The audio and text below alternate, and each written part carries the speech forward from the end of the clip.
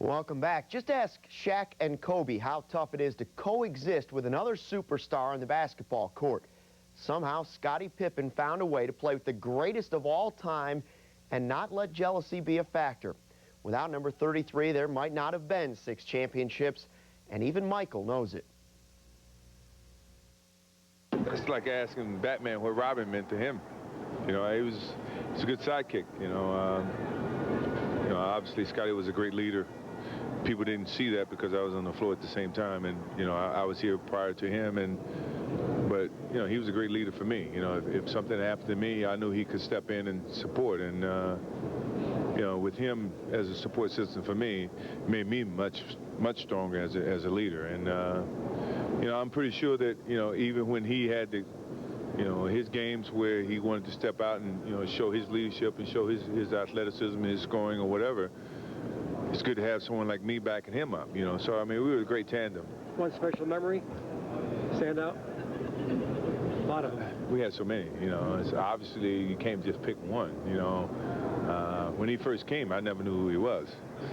And I credit Jerry. I know he doesn't get much credit for that, but I know him and Doug Collins, they used to have their little meetings, and then when they worked out the trade and for us to get Scottie Pippen, I didn't know how that was going to work. And we went through practice. We went through all the different things that to help him grow and help me build confidence about what type of player he really was. And once that confidence was built, it became a great tutor. Mike, talk about how special it is to have all the guys back, yourself, I saw Horace here, Dennis, Phil Jackson. All those guys are back, huh? I've seen it. That tells you how much I know. I mean, I knew I came to pay my respects. I can care less who else was going to come, but it's good to see those guys come back. He's very deserving of it. He's definitely a Hall of Famer. His numbers should be hanging in the rafters, and to have those guys come back and pay that respect shows what type of player they consider him to be, as well as myself. And I'm very happy for Scottie. I mean, for so long, it's hard to finish second. And it's even harder to be. It's hard to be remembered as being second. But for him, and I guess it's a plus and minus. For him to follow in my footsteps and be on the same time frame as me, he never really got his just due because our careers parallel so much. But in all honesty, I say it again. I mean, there's no way I could have been successful without him. I probably would have put up a great effort, mind you, but he helped the whole success thing come true. Can you describe how it feels like to actually have your number sitting up there in the rafters for everyone to see for the rest of?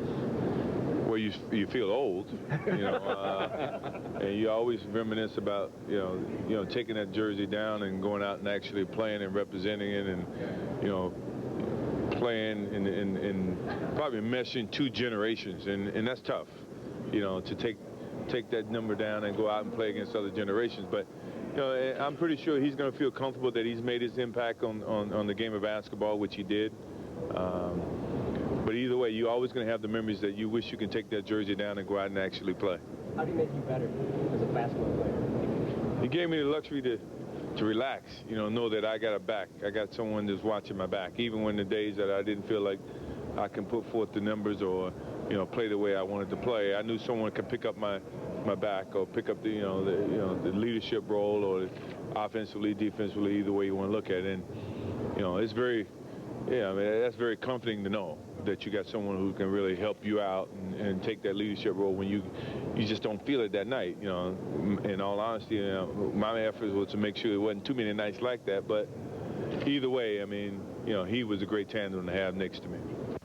I don't think there are many players that we can count on our hands in this game that have started out as a 6'1" guard who's a student athlete that's not really a scholarship basketball player at a very, very small college that come on to be the top 50 ball players in the NBA history. There aren't too many people that can say that in this world, and Scottie's so unique in that regard because mentally there's always that chance that maybe I'm not good enough to be here. Maybe it's not.